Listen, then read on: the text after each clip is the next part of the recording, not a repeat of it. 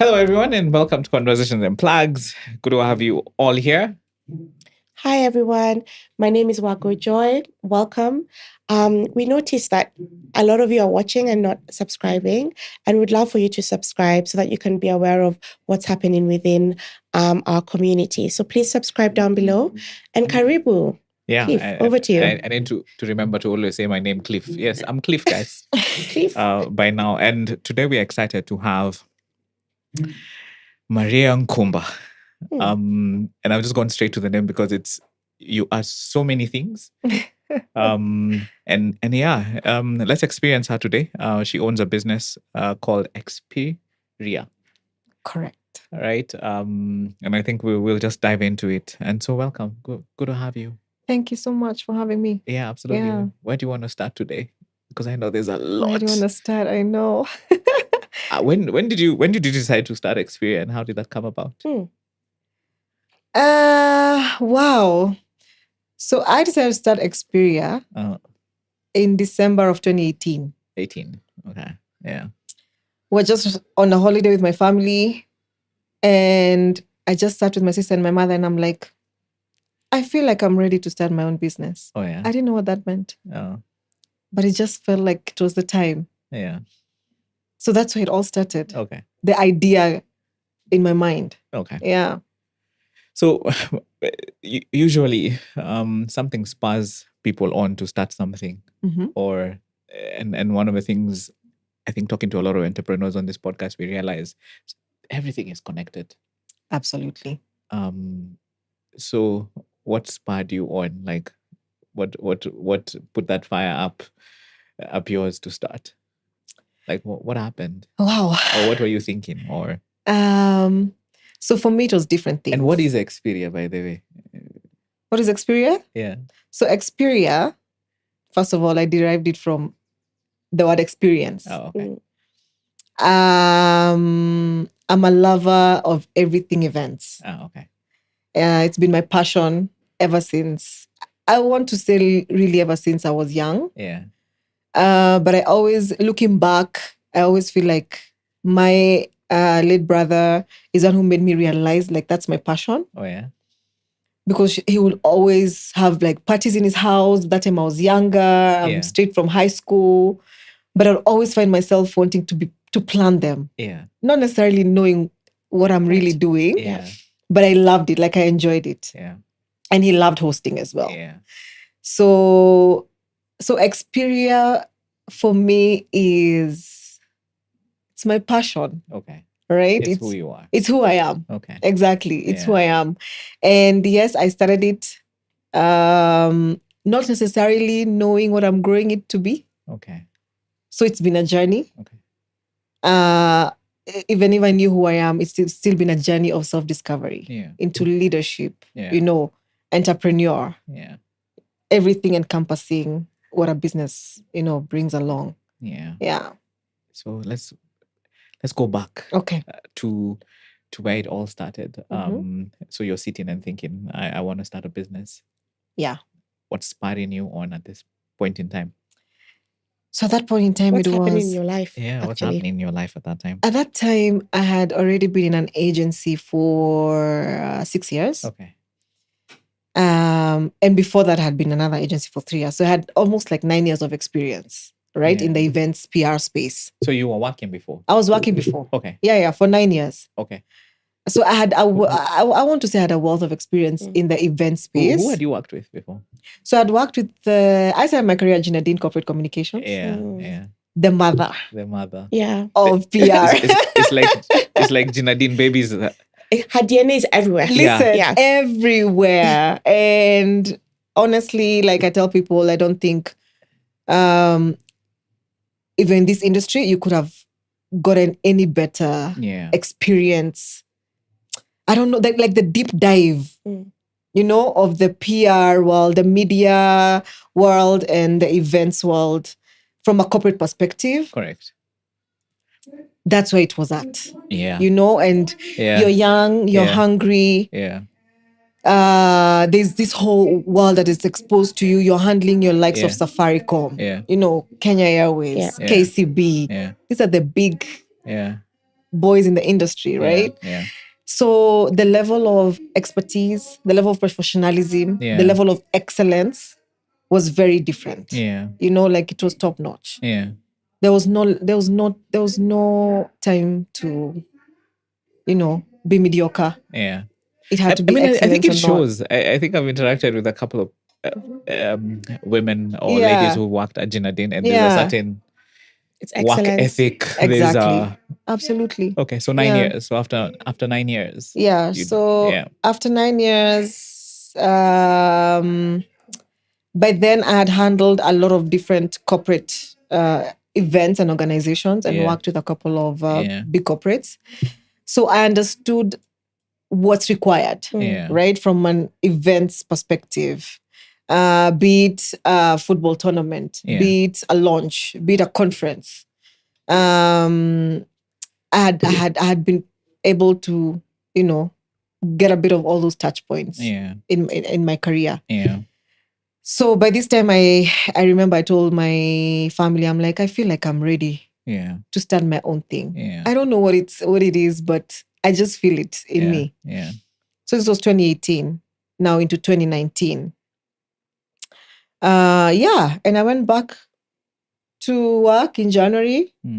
And a month later, I resigned. Yeah.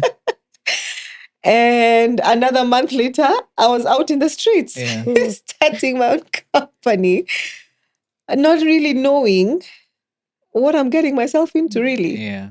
Yeah, but I had so much faith. Yeah, so that's how it all began. I find it interesting, and why this conversation is very interesting for me is because you are capable of, you had the capacity, you already knew you had the capacity. You had been tested in the marketplace, and you already sharpened your skill. Absolutely. However, you were clear that your salary isn't what, I remember we were having a conversation where you said what you were getting monthly versus what you were bringing in. It was not adding up. Yeah. Exactly. And a lot of people in the marketplace are there where they are we call them entrepreneurs. Yeah. You're already you're running somebody else's business. Yeah. And now you're like, maybe wait a minute, I could, maybe I should. And that's why this leap of faith is so important. And this is why this conversation needs to happen. Absolutely. Because there's so many people in the market, like just working, not understanding that they actually have the ability to do it for themselves. Yeah, and test themselves in the market. Absolutely. Yeah. Yeah. Let's talk about that. Oh, wow. Yeah, I feel like you've actually hit the nail on the head. Like, I feel like it's more of self-doubt more than anything else, and lack of self-belief that you can actually step out and a constant paycheck. Exactly. I think it's also that comfort, the security that it comes with it. Yeah. And I get it. I mean, you can't compare being employed and being an entrepreneur. Okay. Like, it's very different. You know, like you're sure every month there's a paycheck coming. As an entrepreneur, every month by the third week, you're like, that's me now this week. I was like, oh God, next week is end month. Okay. Payroll is here, So you have people depending on you. Yeah. Families. Yeah. I mean, it's a huge, it's a big burden, for lack of a better word. Yeah. And you don't also want it to be on you that you can't be able to accomplish that. Yeah. For those who are also giving of themselves, for the sake of your business, for the growth of your business. Yeah. So what I would say is, I've also gotten to a point where I believe entrepreneurship is not also for the faint-hearted. It takes a lot of you as a person, as an individual, to say, you know what, come and buy. But let's do this. Yes. 22. Let's do this. A certain level of insanity. Okay. I don't think it's a certain level. It's a very high level of insanity. Yeah. But you must have that. Yeah. To just be an entrepreneur. You work in a very interesting space in events. Yeah. And I remember we had one of our guests talking about how COVID taught him some serious lessons around diversification. What did COVID do for you? Because I think we are now in 2018, 2019, 2019, yes. and now we're entering 2020. And 2020 is when you're starting your business. No, 2019 March 2019 March. is when I started my business. And how did that go? I mean, up to 2020, and then what happened? Because if you're in the event space, I'm assuming Mm-hmm. quite a lot happened. Yeah, that always sends chills down my. Oh yeah. Oof, yes. So 2019, of course, when you're starting a new business, the first year you're just canvassing in the industry, right? Yeah. Getting your name out there. Market product fit, trying to figure out what Exactly. okay. What exactly do I want to focus on in this space? Yeah. Because it's broad, Yeah. right? Doing events for free. Oh wow. Just to build your portfolio, because you need to have a profile that shows you've done some work for someone, Yeah. right? Yeah. And especially not now from an employment perspective, but from a business perspective, Yeah. right? Yeah. It also entailed, putting together events for some clients and them not ever paying you. Okay. Still part of the experience. You learn as you go. Yeah. So those are some of our experiences in 2019. Yeah. So as 2020 came in, we were very sure, like, it's game time. Systems go. All systems go. So we started pitching for new business. We're confident. We're like, okay, I was sure. I'm like, I want to get into the conferencing space. That's my strength. That's my forte. That's what I enjoy doing. Yeah. So, and somehow, when the world just, the universe just collides when you manifest something. Like I started getting, what is it called? Referrals. Yeah. Like, there's this conference coming up. Would you like to apply for it? I'm like, yeah, for sure. So I applied for about 3 conferences, which were coming in 2020. I think Kenya? In Kenya, yeah. Okay. Yeah, all in Kenya. And true to say that we actually got all 3. Oh, wow. Okay. Like on merit. Okay. One was actually an international one. The first one was an international one, which was in March. And also true to say that we never got to execute any of them. Thanks to COVID. Yeah. Wow, yeah. So for me, that was the COVID season. Yeah. Like, Mutahi Kagwe spoke that day and shut the country. Yeah. And literally, like, it's like our world just shut. Yeah. Indefinitely. Yeah, indefinitely. And for me, it's such a vivid memory because I still remember I was literally standing in my living room on a Saturday morning or a Friday, one of the two. But I was just getting ready to leave and go to the venue for the setup, which had already begun. This is for the international client? This is for the international client. Okay. It was a Saturday. It was a Saturday. Exactly. So my client was already here from Germany. I had met her the day before at the venue. We had walked through everything. We had delegates coming in from different parts of the world. All their tickets were booked. We had verified. Done. Yeah. And then fellow Kenyans. Yeah. And oh my God, I still can't describe that feeling to date. But that was COVID for us. That's how, like, everything just became like a blur. And the questioning started after a while. You're like, what is going on? Yeah. This was not the plan. Yeah. The plan was all systems go, like, to build a business from 2020 onwards. Yeah. But it doesn't seem like that's what's happening, Yeah. So that was how our COVID season began. And so this is 2019, you're venturing This is 2020. out. 2020. Yeah. I mean, 2019 is when it started. So are you venturing out by yourself or? No, so I'd ventured out with a partner. Oh, okay. For I think for about 2-3 years. Yeah. We sort of built the business together. Yeah. And then his family had to relocate to another country. Yeah. So of course there are also those dynamics, which you also have to sit down and just discuss and be like, you know what, this is where we're at. Yeah. Things are not working as we had planned. Yeah. I remember when we met you, you had a very interesting story around how Maria Nkumba is, you're both born, you're an East African citizen. I've heard you saying that. Mhm. An omelette. An omelette. An omelette? I love it. Yeah.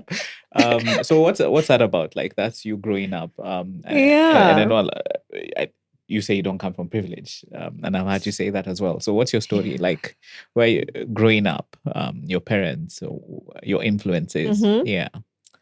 So I love calling myself the daughter of the mountains. Oh yeah. Murema. Murema. Proper.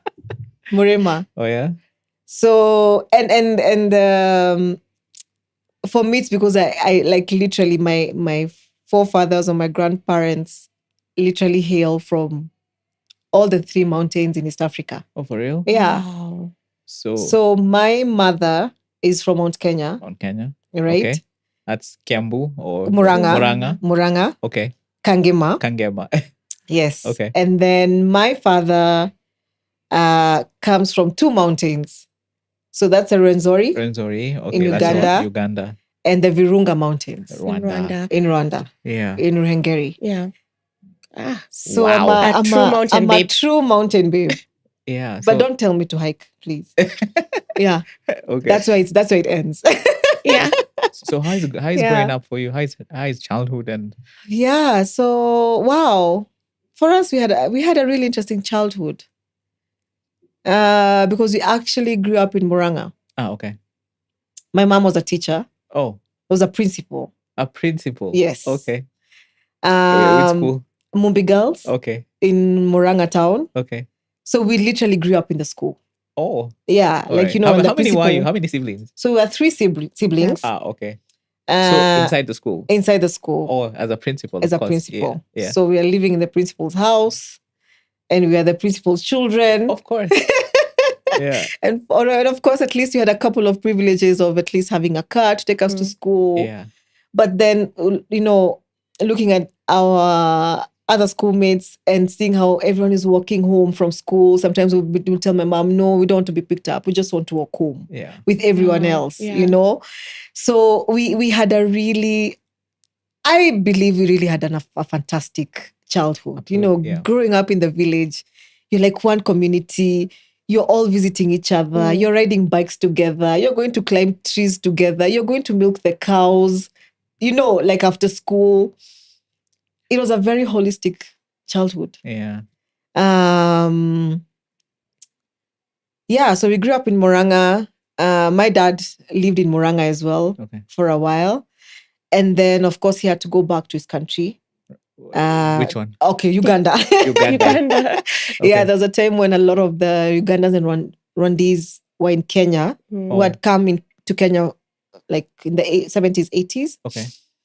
After, at some point, they were all recalled back to go and start rebuilding their own countries. Oh. So that's how my dad ended up going back to Uganda. Okay. So growing up, we were literally between Muranga and Uganda.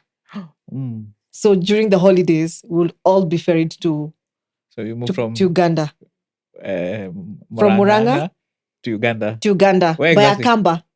Yes, please. Akamba. Yes, Akamba bus, if you remember. Yes. Before Ugandan Airlines came into the market. Yes. Yeah.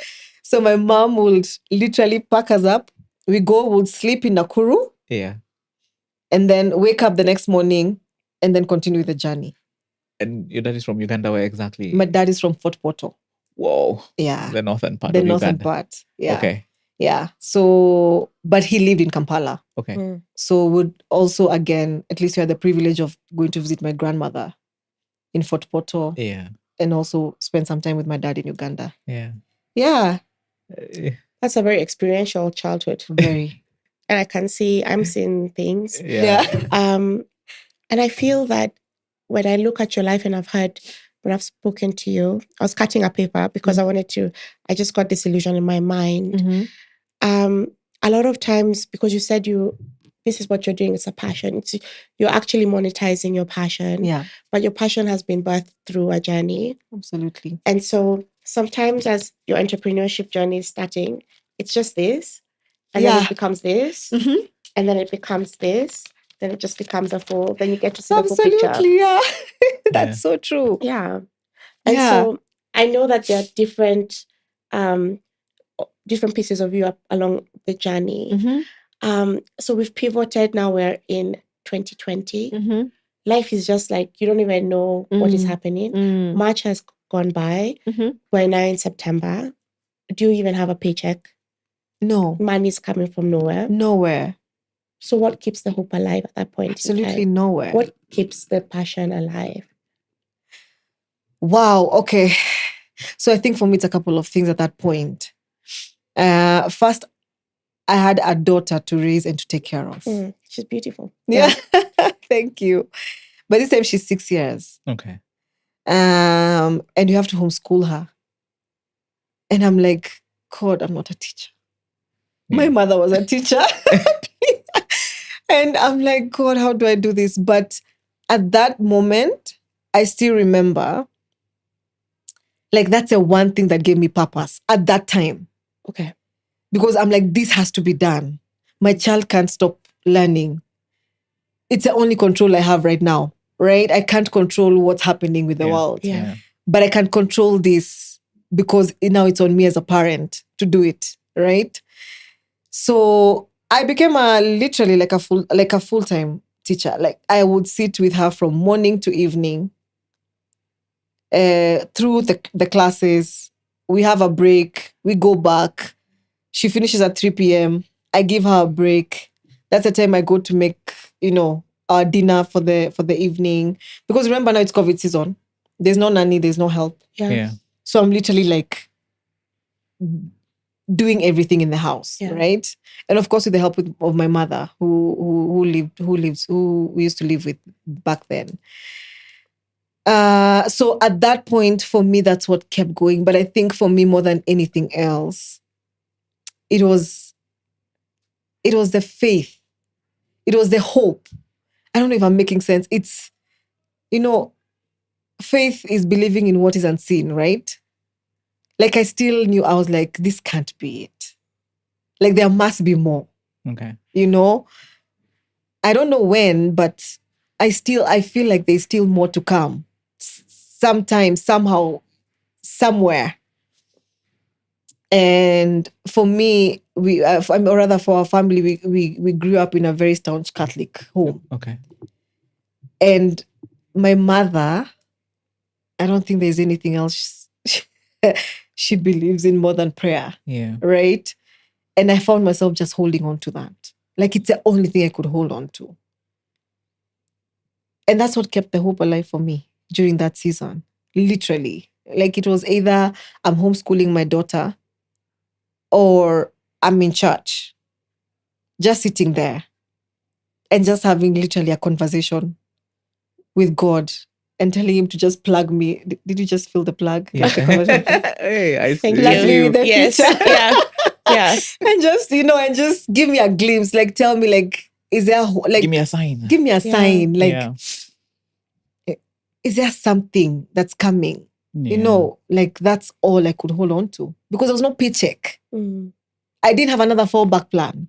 I had not done anything else apart from this is all I knew. Yeah. Right? Yeah. Events and planning and gatherings and bringing people together. And apart from that, then it's motherhood. Right? Yeah. That was all I could hold on to. I think we talked to you a bit earlier, and one of the things you were saying, we picked up is it wasn't all smooth sailing. No. Who you are right now is a culmination of some interesting events in your life. Absolutely. Yeah. And then I think there was one where there was around serendipity. Because I think your business is based off of both Kenya, Uganda. Oh, Rwanda. Kenya and Rwanda. Yeah. So what's the story around that? Like, how does it come to be? Because I know it's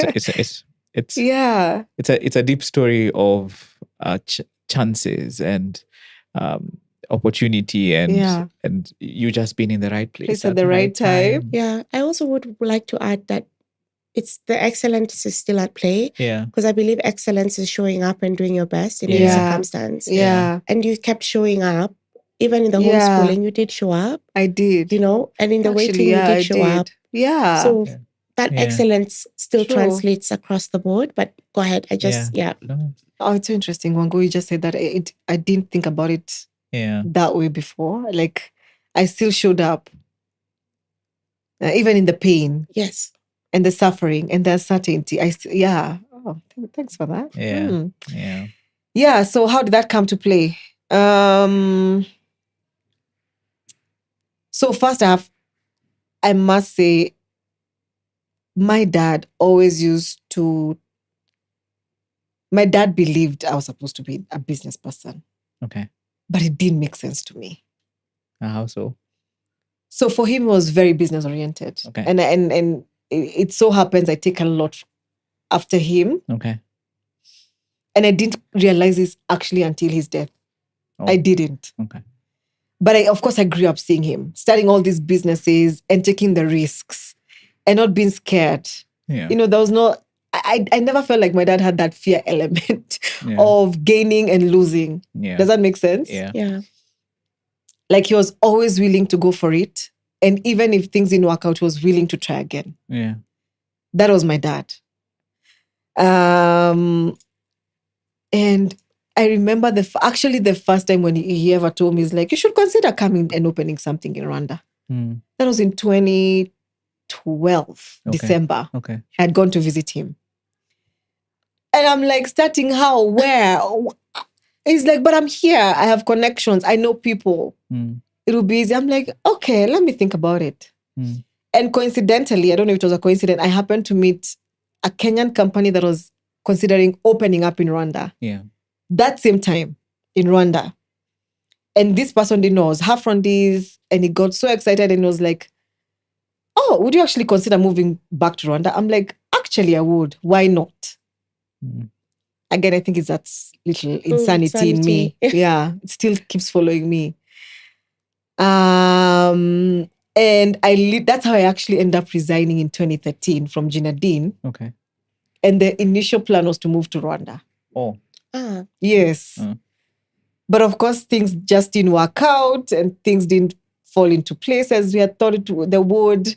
And then that's when, of course, I discovered I was pregnant with my daughter the same year. Okay. That's 2013. That's 2013. So it didn't make sense for me now to make this move, right? But that's how far back my dad started pushing me into getting into Rwanda. Yeah. Only for it to now come to fruition in 2022.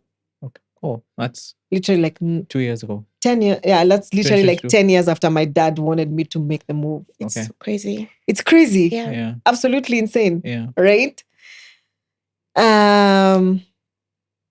And so now 2021, unfortunately, my dad falls sick. Yeah. And it's a whole journey that you go through that whole year. But it's one of those journeys that I say was preparing my family to the next. I don't know if that makes sense, right?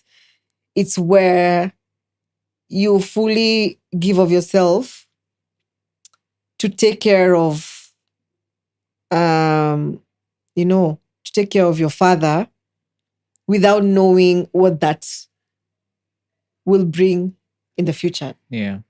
It's that verse of honor your father and your mother. Yeah. So that's what you were doing, honoring your father. Yeah. Yeah. And sorry, I like every time I think about it, it's very teary for me, but sorry. Yeah. It's now looking back and saying, oh my God, are these the seeds we planted? Yeah. And now they're coming, they're now bearing fruit, right? And that's how we ended up going to Rwanda. So after his death, a lot of his friends and family couldn't drive down to Uganda for the funeral because at that point there was a border issue between Uganda and Rwanda.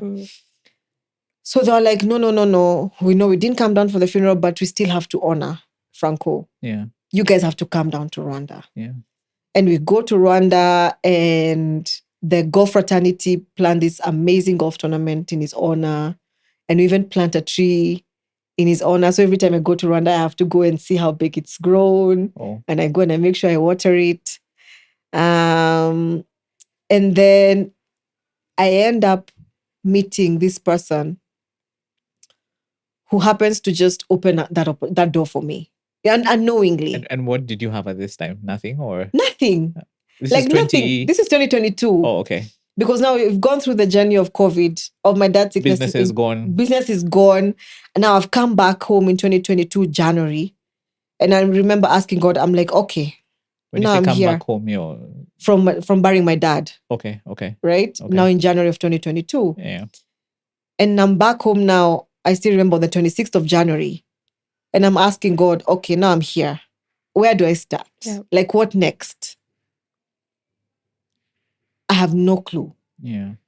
But I still know my passion is still in me. Like, I'm still sure this is what I want to do. I still want to be in this space. I still want to grow Xperia. There's still hope. Yeah. Right? Yeah. So anyway, so we go to Rwanda for the Memorial weekend. And I bump into this, not bump, he was actually our host for the event, for my dad's golf tournament. And we're just having a conversation. I'm like, so what do you actually do? I had never met him before. And he tells me, of course, he runs different businesses, but he actually has an events company. I'm like, oh, what is it called? So he tells me the name. I'm like, oh, I think I know one of your partners. He's like, really? How? I'm like, I worked with her 11, 12 years ago back in Kenya. Yeah. And she's one of the women who I always looked up to in our industry. Okay. Because of her work ethic, her excellence, and everything she stood by. She's called Valentine Ashipai. Okay. Yeah. Is she a Gina Dean baby? No, she's not. Okay. Yeah. But she was fantastic. And back then she used to work at Homeboys when I was at Gina Dean. So we did a lot of projects together. Okay. And I always give this example of how this time we're in Eldoret, in the heart of LD. And we were doing we are having a concert, the Safaricom Kenya Live concert. Yeah. And Homeboys are the ones who are setting up. And Valentine at this point, I think, was about 7-8 months pregnant. Yeah. And it's raining. And she's in gumboots. Oof. But she's working like crazy. And I was like, I want to be like that one day. By this time, I'm just like a newbie in the agency. And you're just running the ropes as you go, So that picture has never left my mind all those years. So only for now, our host to plan a meetup, like a reconnection now, because I had never seen her since she moved back to Rwanda. And we reconnected over dinner that weekend. And we had a fantastic conversation. And then she asked me what I do, and I tell her I'm still in the event space, but COVID, just getting back, figuring things out. And then I tell her, you know what? Whenever you have an opportunity in Rwanda, I'm happy to just come and plug in and just see how you guys run things in this side of the world. And she's like, yeah, of course, absolutely. I'll let you know. And I come back home. And now I'm refining my company profile, figuring out now where do I start? What do I do? Do I start knocking on doors? What do I do? Then a month later, she actually reaches out and she tells me, I have something coming up in Rwanda. Would you be interested to come? I'm like, yes. Do I need to pay for the ticket now? Like, I'm ready, And for me, it was the readiness of just to get back into the game. Yeah. You know what I mean? Like, just to work again. Like, I had not had that adrenaline rush and that, insanity and that level of in so long. Like, I really just wanted it. So I go to Rwanda and she literally throws me in the deep end. I remember sitting there one day at the convention center, and she's seated there and I'm seated here and the clients are here. And she opens up her laptop and she tells me, she's working and she's like, have you ever done a production script before? I'm like, no. She's like, okay, I'm doing for you the first sample. Then you do for the whole conference. I'm like, what? How many days was the conference? 3 days. Ooh, okay. With multiple You know Yeah. our conferences, Yes. multiple breakout sessions and Yeah. panel sessions and all this. And it's an international conference, right? And I'm like, oh my God. And it's a minute by minute play of the entire A 3 minute days. per minute playoff Yeah. of the entire 3 days. And I have to work on that and then disseminate the information to the other project managers who are handling all the other different rooms and ensure they have all the presentations, all the materials. They know the number of panelists on the stage and how many chairs are required and how many mic. I was like, what is this? Yeah. But the level of satisfaction after that event is I can't describe it. Like Yeah. it was a You feeling. got back in the game. I got back in the game Yeah. like that. Yeah. You know? Yeah. And you know, she came back and she was like, listen, oof, I think we got it. Thank you so much. Yeah. You're now ready for the next big one. And I went back for the next big one in Yeah. June. Yeah. And this was the Commonwealth Heads of Government meetings. CHOGAM. Yeah. 2022, where all the heads of states were coming in. And Plus all their people. Yeah. And Prince Charles, I don't know, and Boris Johnson. Yeah. Anyone, the who's who you can think of. In the Commonwealth, yeah. In the Commonwealth, were all there. And I'm now in this space. And so, again, and so you're helping I'm running her, the program. You're running the program. Yes, for production. the production now for some of the events, because there are multiple events happening everywhere. Oh yeah. So I'm in this room and I'm doing my thing, and then I happen to see an ex-colleague who we used to work with before, Ajina Dean, and he's there with now the organization now he's working for, and he looks at me, he's like, Maria, what are you doing here? And you've been told to look for him. I'm like, yeah. I asked him, do I look like I'm a delegate? Yeah. Do I look like I'm one of you? I'm like, no, I'm here working. Yeah. By that time, I'm exhausted. I think I've clicked like 20,000 steps for the day and I'm done, you know? Yeah. But here comes now the moderator, and I have to brief them and take them through the program, what's happening the next day, because it was now the opening ceremony the next day, you know, and handle the full scope. Yeah. Right? And then all this. So I'm doing my thing. I'm just working, like I'm just doing what I know best. Yeah. Without knowing there's someone watching, right? What I'm doing. And that's what I tell people to date. I'm like, listen, even my team, I'm like, work as if no one is watching. No one is watching. Yeah. But do your best, because you don't know who is watching. Yeah. You have no idea. And for me, I'd always had that as if it was just a story. You know, I never experienced it from my own, my own life story until that happened. And I come back home and this guy calls me and he's like, are you back? I'm like, yes, I'm back. Please come to the office and let's have a chat, you know? And he's like, listen, I want you to start running our events. This is now July. So I want you to start running our events from August to December. Yeah. Let's see how that goes. Then if you're able to manage, then we're happy to renew the contract. Yeah. He's like, we're not even pitching for this business. I saw what you did. Just come. And this is a big client? This is a big client. Okay. It's a big client. It's an international client. Okay. And so, yeah, that's literally how I got back in the game.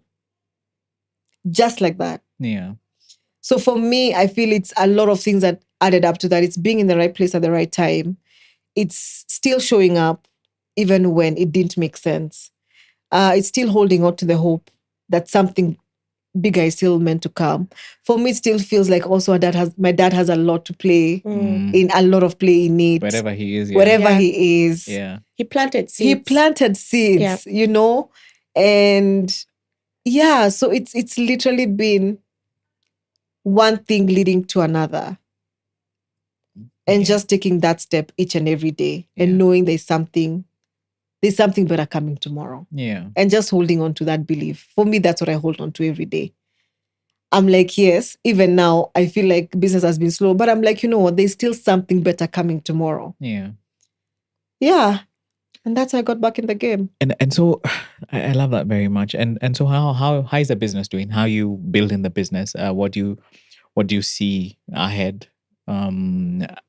I know you're also passionate about Africa, and Yeah, given already absolutely. you're already in Kenya and Rwanda, and looking to expand across Africa. How is that looking for you? And how is business shaping up? So as I started by saying, this was my passion. Yeah, I never thought I would have a full-blown business. And up until last year, when now my client gave me a 3-year contract. Okay. And I was like, okay. And these are not small contracts. They're not. Yeah. I mean, they require a lot of you, and you can't be a one-man show. Yeah. You need a team. Yeah. And I had to now start hiring on need basis. Yeah. Right. And before I knew it, I now have a team of 8. Okay. Full time. Yeah. And also before I realized it, and again, this is the other thing. I just happen to have women working for me. Yeah. I just have 2 men working for me. That's my accountant and the office driver. Okay. Everyone else is a woman. Yeah. So I also feel I'm very much led towards the women's space and just that whole, what is it called? Inspiring and mentoring the women of the next generation, especially in our industry. Yeah. And so I've been able to build a team. Gradually, I've been able to form systems in the business as well. Things like accounting. Yeah. That's a big thing. Like, especially in your industry. Especially in our industry, like you have to get your books right. Yeah. And it's a one thing I'm grateful for that I did from the onset. Yeah.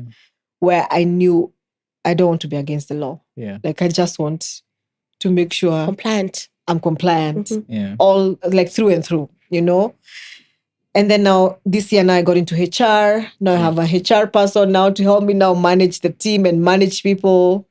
Because it's not easy also, right? There are different personalities. There are just a lot of things that come to play now when you have people now working for you, and you have to know, you have to be compliant and know you're also treating them right and doing what's supposed to be done. Yeah. And they're also following, the values of the business, so it has been building all of that slowly by slowly. Yeah. And so for me, from a business perspective, business has been good. It's been great putting myself out there. Yeah. Even when it's scary. Yeah. And I'm like, you know what? I can do it. Like, if I've been entrusted to handle such projects, from a project management perspective, I can also, be able to manage a full client. Yeah. No matter where they're coming from, international or local. Yeah. I have the expertise to do it. Yeah. So it's been fantastic, I have to say. Like, I mean, it's something I don't take for granted, knowing from where the journey began. And also with my love for Africa and really wanting to grow into other markets in Africa. And also getting myself out there to be in those African spaces, right? It's interesting.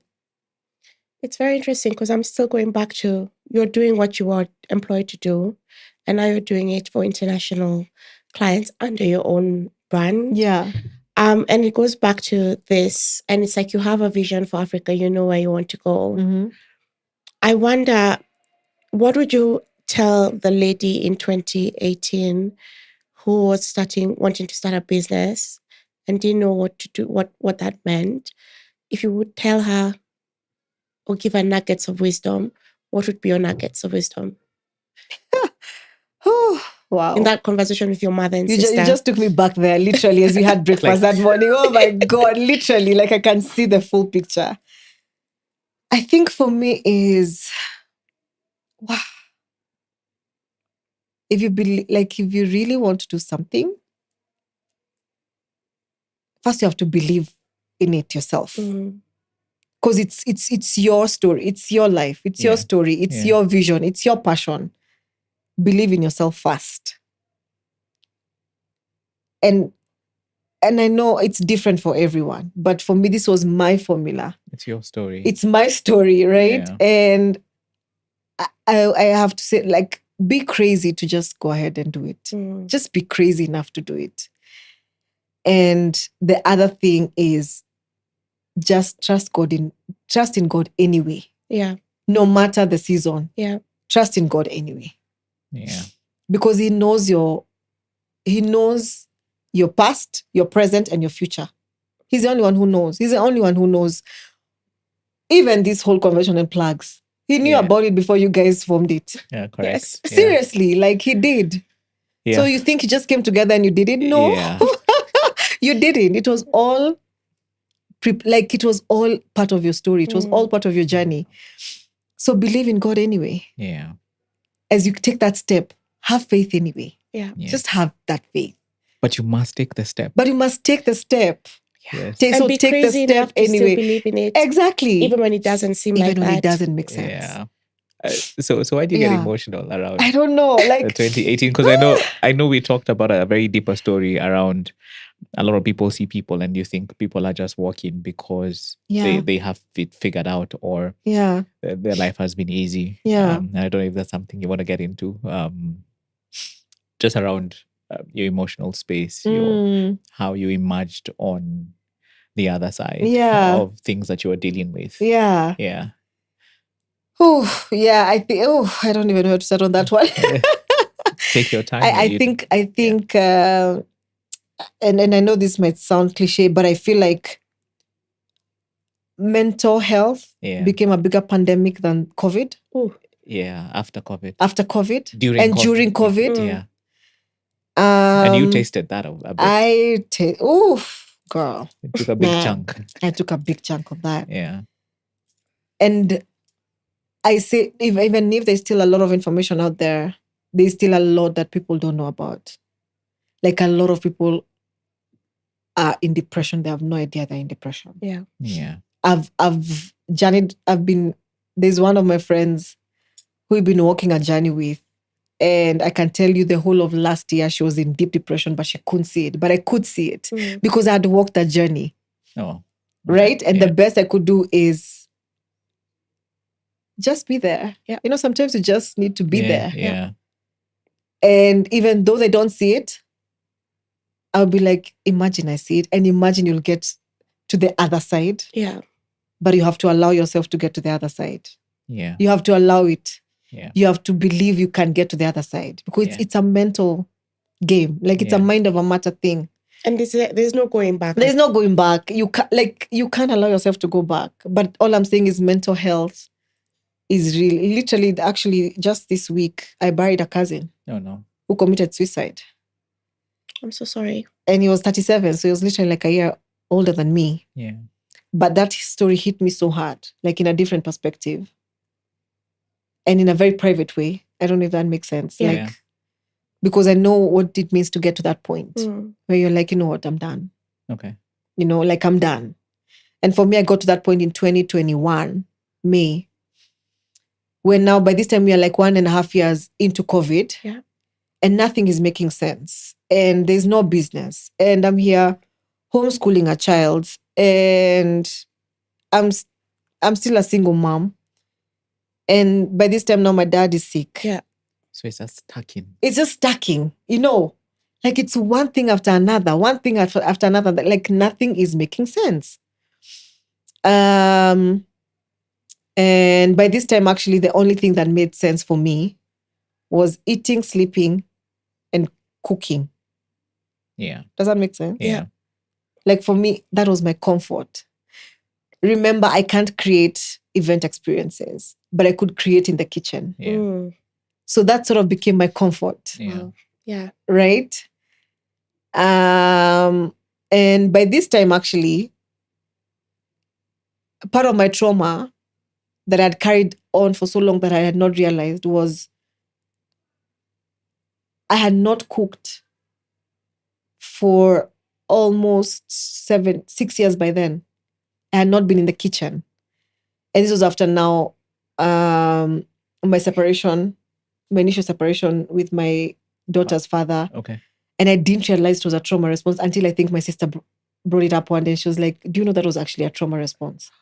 Yeah. I had never stepped in a kitchen.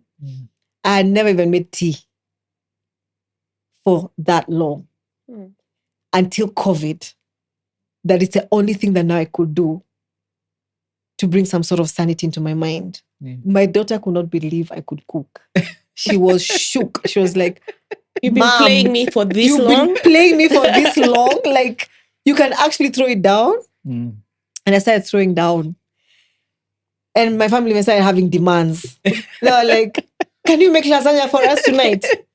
Can you make that grilled chicken and potatoes for us tonight? You know, I made everything. Like, I experimented a lot. And it felt so amazing just doing that. Yeah. And so for me, It's so funny where your healing comes from. Yeah. But- Yeah. yeah. Okay. Right? Yeah. it was the most amazing aha for me. I Yeah. was like, wow, it was so healing Yeah. in such a profound way. And even today, I know I don't cook as much, but I still, every time I have an opportunity, like Okay. I still throw down, Yeah. you know? But it's healed. It's a space now that's exactly, open. process. exactly, Yeah. absolutely, Yeah. absolutely, yeah. So I was talking about 2021, May of 2021, when nothing made sense. And at that point, I was, ready to just say, you know what, I'm done. Goodbye, world. Like, goodbye, world. Like, I've done my part. I think this is it. Let me transition to the next. Yeah. Right? Yeah. And for me, that's when, again, despite all the other challenges, a few of the challenges that still were there, it was in that moment when it felt like that was the right thing to do. When God literally shows up in the most unexpected of ways and tells you, my friend, you're not done. Like, there's still so much ahead of you. Yeah. There's so much you're still yet to accomplish. Yeah. Your purpose is still not done in this world, And it was in that moment where you again start finding yourself and figuring out who you are. And for me, my way of doing that was journaling. I just started journaling my feelings. We're a team of journalers here. Yeah, like That's true. I just started writing my feelings and my thoughts and my emotions each and every, like, without fail. Yeah. Yeah. And it was so healing. So important. Yeah. It's so important. And by the way, all my friends, my girlfriends will testify. That's the one gift I always gift, a journal. A channel. It's a one gift that will never go to waste because I'm like, listen, write it down. Just write it. Whatever you're feeling, whatever you're going through, whatever you're experiencing, the good, the bad, the ugly. Like, today I still go through my journal and I'm like, oh my God, this is where I was. Those were dark times. This is where I am. Yeah. Like, when you look at that journey and Yeah. I'm like, wow, amazing. Yeah. Yeah. Well, we're glad you're still here. Yeah. So that's Right? I'm also glad I'm still I'm glad I'm still here myself. I still look back. I'm like, I could have missed all this. Like, God had all this planned for me. And more is coming. And more is coming. Yeah. Yeah. But There's a bigger purpose. But feels like that was a turning point in your life. Absolutely. I mean, a big one as well. Yeah. And that's why you're here today. Absolutely. I just want to talk about your agenda for Africa. And I know, do you have help? Are you getting help for your business? What are you doing around your business to grow it, to make sure that you're putting your processes, your models together? Where are you getting help from? Are you thinking about setting up a board? I know your business is young, and I'm actually looking forward to just following. But your story was amazing because, I mean, if you guys want to go, you can go to her website at Experience, just look at her list of clients. You'll actually be amazed in terms of who she's serving. I think we can mention them. People like Mastercard Foundation, who Roche Diagnostics. Yeah. DHL. Yeah, you have Brookside. quite an array of really big clients as well. So what are you doing for yourself, for your business, for your people in your business to grow it, to make sure that you take it to the next level? Yeah. What's that looking like? That felt like a very deep sigh. Oh, yeah. It just came from this business. Yes. Wow. So I feel like I've been setting different goals each and every year. Yeah. Because I like being very realistic. Yeah. So for instance, 2022, my goal was to get back in the game, right? 2023, my goal was to now start growing the business. Hit revenue targets. And hit revenue targets. Yeah. And have a team. Yeah. right? That was my goal for 2023, Yeah. which absolutely I achieved it. Yeah. And for me, 2024, my goal has been to grow myself as a leader, because I don't even know what that looks like, Yeah. apart from what I've seen and what I've watched. Mm. But it's been for me to get into that leadership space, know what it means to lead people, Yeah. to lead a team, to lead a society, a community, whatever it is. What does that leadership, what does that look like? Yeah. So I've been throwing myself a lot into those spaces, the leadership spaces, be it conferences, be it leadership summits. Yeah. And I also got privileged to get into the AWEC program. AWEC? Yes. What's the AWEC? Africa Women Entrepreneurship Cooperative. Okay. So it's a women's program that runs every year. Yep. And they have a cohort of 200 African women from different parts of Africa every year. Okay. So this year, 3,400 African women entrepreneurs applied from different parts of Africa. Yeah. Wow. And only 200 are selected. Sure. Well done. Right? Hey. Yeah. And every time I commend my friend, my very good friend Rosemary is the one who pushed me. She was in cohort 5. Yeah. And I was in cohort 7. Mm. Yeah. And she, since she did it, she's like, Maria, you have to do this. You have to do this program. You have to do it. Last year she tried. I'm like, Rosemary, Aki, that's on my goal for this year. I'm not in that space. I can't. And she allowed me to be. This year, again, the application came out. She told me, Maria, I'm coming to your house. We'll sit down. Apply. And apply. Sponsor. That's a real sponsor. Proper. Yeah. And I'm telling you, she literally came and sat with me the whole one full evening, afternoon. Yeah. And we applied the full application process. And 2 months later, it literally takes 2 months because they have to go through all these applications. Yeah.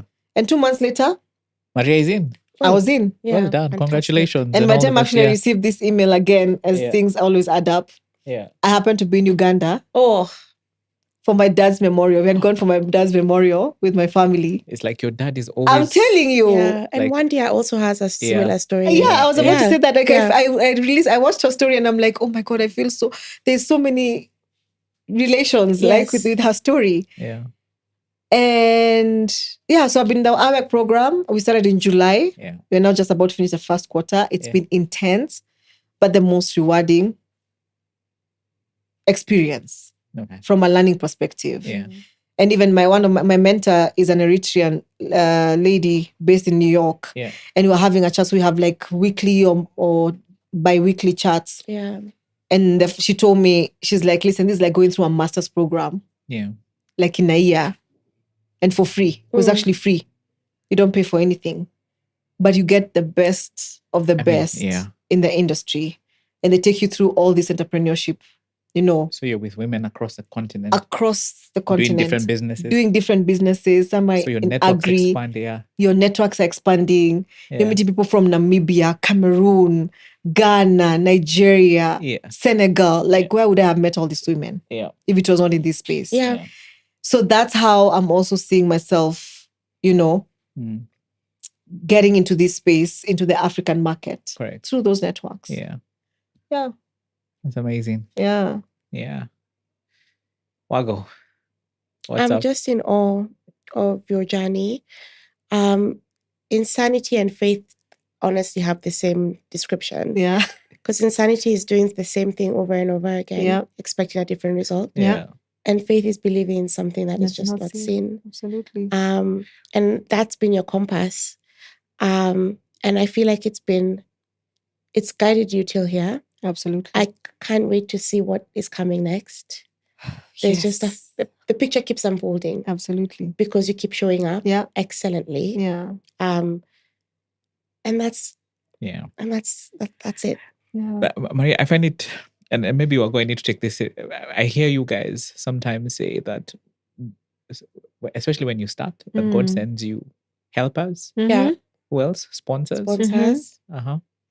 Like, it just seems like when you step into, and it's so funny because even I think happened to the same podcast as well. You just start. Yeah. And nothing can be rewarded without progress or movement. Yeah. You Yeah. have to take the step. Like, I mean, when I look at your story, I can just see sponsors, I see helpers, I see like everything coming to you Absolutely. because you're in there doing the work. You're Exactly. in the Yeah. arena. Yeah. You're in the You're in arena. the arena. And sometimes you just Absolutely. start. Yeah. Yeah. And the arena is not sexy. No, it's not. Not at all. Yeah. It's tough, Yeah. you know?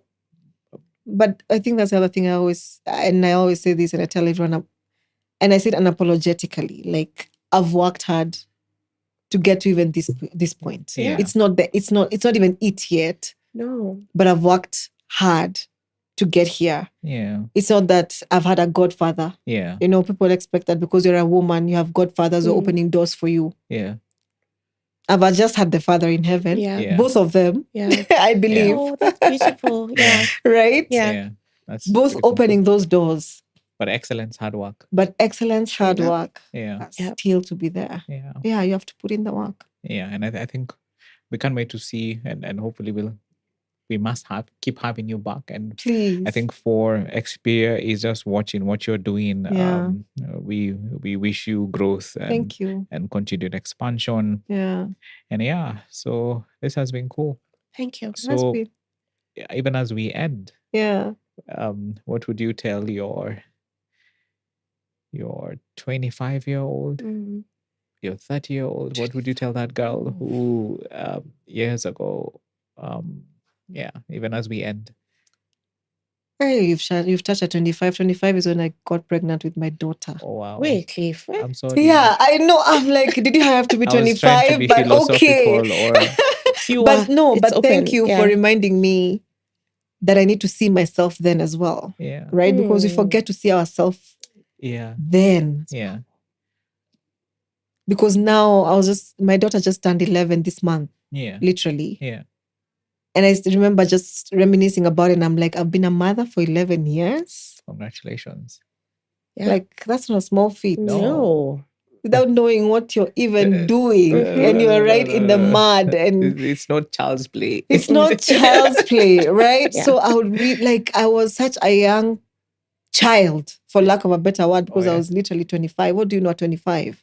Yeah. Right? But I would actually want to tell my 25-year-old that trust God anyway. Yeah. Mm. Right? Yeah. Like trust God anyway, because even then, He's all I had. Yeah.